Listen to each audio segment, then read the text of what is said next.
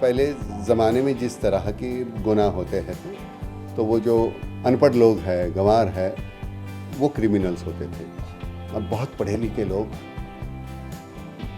वो crime faculty में आ गए हैं। तो जो क्राइम है वो बदल गया है, उसको टैकल करने के तरीके बदल गए हैं।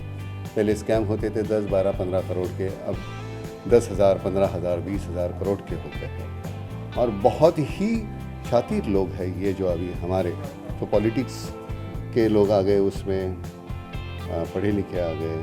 और ये जो हमारे पहले अब तक 56 के क्रिमिनल्स थे वो उनके सबॉर्डिनेट बन गए, समझे कि नहीं। तो पूरा फॉर्मेट ही बदल गया है क्राइम का। और ये जो है अभी की जो फिल्म है वो उसकी पर्सनल ज़िंदगी से ज़्यादा जुड़ी हुई है। जब मुझे बैंक बता रही थी, जब मुझे पहले मालूम पड़ा कि मुझे अब तक 56 के सीक्वल में काम करने का मौका मिलेगा, तो मेरा पहला सवाल ये था कि इसेंशली इनकाउंटर स्क्वाड जिसके ऊपर फर्स्ट फिल्म बेस्ड थी, वो एक वेरी मेल डोमिनेटेड सिस्टम है। तो मैंने जब पूछा कि मेरा उसमें किरदार क्या होगा, तो मुझे उन्होंने बताया कि क्राइम रिपोर्टर, इन्वेस्टिगेटिव जर्नलिस्ट का किरदार है। और मुझे मालूम था कि आप इस फिल्म में हैं। तो जब मैंने ये दो चीज़ें सुनी कि नाना पाटेकर के साथ काम करने का मौका मिलेगा और एक क्राइम रिपोर्टर का पार्ट प्ले करने का मौका मिलेगा जो मैंने अभी तक नहीं किया था, I was very excited and it's been a wonderful experience working with Nana. I think जिस एक्टर को बॉम्बे में, मुंबई में नाना पाटेकर के साथ काम करने का मौका मिलता है, मैं समझती हूँ बहुत ही खुशनसीब हूँ। एक जो पर्टिकुलर सीन था जहाँ डायलॉग इसको दिए नहीं गए थे, सिर्फ उसको इंस्टिगेट करते रहे, उकसाते रहे हम और सवाल करते रहे। जैसे विक्रम गोखले जी हैं, उनको कहा गया और ये एक दूसरे को वो सीन करते हुए तुझे कैसे लगा? प्रेशर बहुत था क्योंकि इतने सीनियर एक्टर्स थे, आप थे वहाँ पर, विक्रम गोखले जी भी वहीं पर थे। और जैसा कि नाना ने कहा, उसमें कोई फॉर्मेट एज सच लाइंस का नहीं था।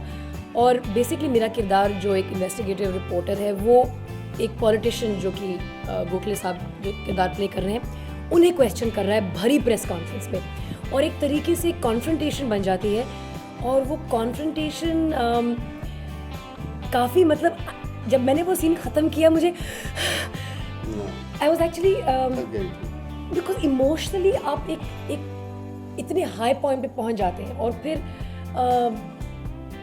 आई थिंक जब आप इतने टैलेंटेड एक्टर्स के साथ एक सीन में होते हैं, आपके खुद के परफॉर्मेंस का लेवल काफ़ी ऊंचा हो जाता है। तो ये कोई ज़रूरी नहीं कि तुम्हारा, चलो मैंने उसका साधु आगाशे का किरदार निभाया है तो वो सिर्फ एक साधु आगाशे इम्पॉर्टेंट नहीं है, उसको उस इमोशनली एक यहाँ से और आगे जाना है तो उसने ये लेके गई है। तो ये हर एक की जिम्मेदारी होती है। तो फिल्म में कोई मेन कैरेक्टर, सबऑर्डिनेट कोई होता है, कोई ऐसे कुछ नहीं होता। जो वो उस वक्त बोल रहा है वो मेन कैरेक्टर होता है। तो उस फिल्म की you are one of the main character. Thank you sir. हाँ, मतलब उसमें कहा है कि गांधी जी जब तक दीवार पर थे हमने हार पहना है, नोट पर आ गए ना हमने जेब में डाल दिए, वही किया। तो मुझे लगता है कि वो गांधी जी नहीं, उनकी शिक्षा के बारे में एक्चुअली वो सिंबॉलिक है। जेब में डाल दे मतलब उनकी शिक्षा हमने सिर्फ वो क्या कहने के लिए हम हार डालते हैं। हमारे पॉलिटिशियंस जब भी देखते हैं गांधी जी की फ़ोटो पीछे रहती है और बड़ी बड़ी बातें करते हैं और बाहर जाने के बाद भूल जाते हैं। सभी नहीं लेकिन ज़्यादातर। तो वो जो है वो बहुत सिंबॉलिक तरीके से वो हुआ।